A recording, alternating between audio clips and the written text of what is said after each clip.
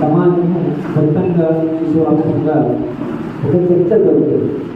ఇంతకుముందు ఉపరాష్ట్రపతి ఎన్నికలు ఇంత సీరియస్గా ఎవరు కూడా ఇక్కడ చర్చించారు. ఉపరాష్ట్రపతి ఎన్నికలంటే మనకి సమయానికి ఇచ్చాను.